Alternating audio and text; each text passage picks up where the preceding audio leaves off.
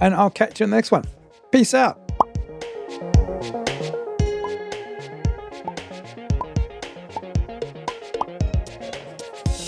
Alright, so I've got a lot of comments in the last video that I did about the pace partner. Just to recap, I did a video about the fact that if you ride with a pace partner for a route badge, you don't get the route badge. But in the comments, a lot of people said that you get the route badge if you ride the route for 2 full laps. So I thought I'd better test that. Thanks for all the comments below in that video. It's one of the reasons why it's great to have the comments, because I would not have tested 2 laps.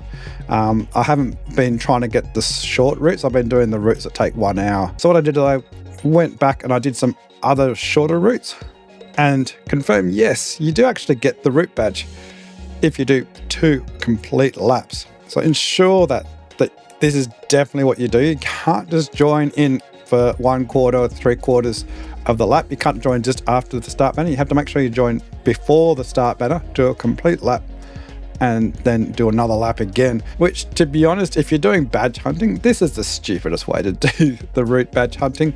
Don't do it this way. Only do it this way as if you're doing a short course where you're doing multiple laps and you're going to be joining the pace partner anyway for the drops. Otherwise, join the way I say in that video is join as a route ride, and then keep an eye on where the pace partner is. You can join up with a pace partner. Come out here to play with Bubbles. It's early in the morning. He hasn't even had his breakfast yet, and he insisted he wanted to do Bubbles, but then when he saw the bike, he decided the bike's more fun. Lucky the disc brake rubs, otherwise its wheel would spin way too fast.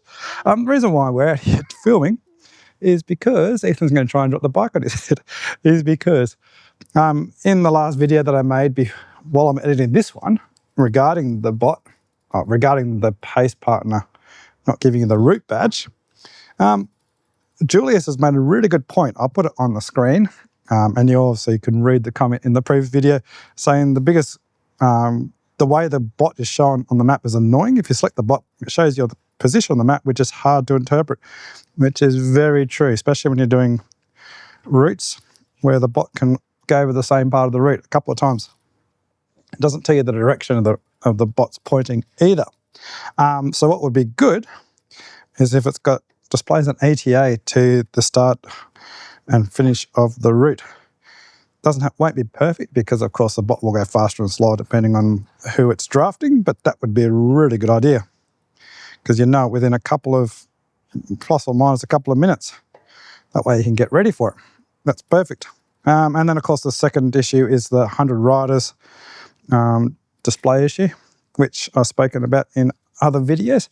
It would be very, very handy to have more than 100 riders drawn.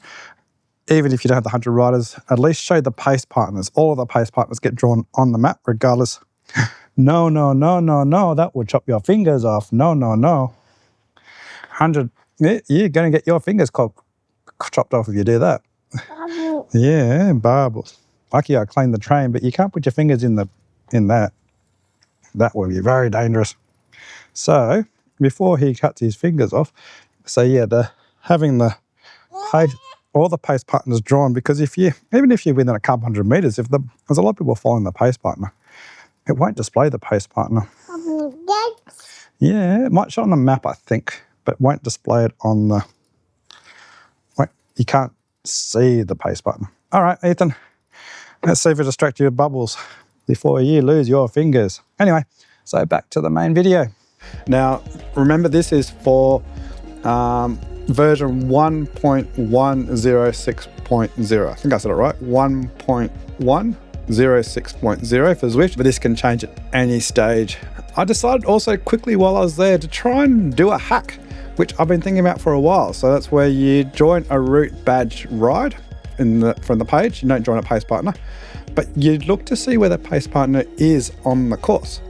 And so for me, I checked and I did the cliffside loop, I think it is, the cliffside, whatever it is. And the pace partner was already coming down the other side. So I started the route, went through the banner, then teleport to the pace partner.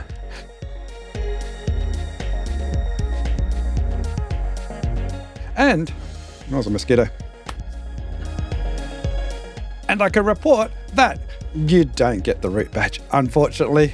It's also fortunately, because it'd be a pretty big hack. That's it for this very quick video. I thought I'd just update on that, just to say, yes, a lot of you buggers were right, but you don't get it on the first lap, so it's an absolutely pointless exercise really if you're a root badge hunter. Imagine if you're doing the Uber pretzel and they're running a pace partner in the Uber pretzel for some reason. You do the whole Uber pretzel and then you get to the finish and you don't get the badge.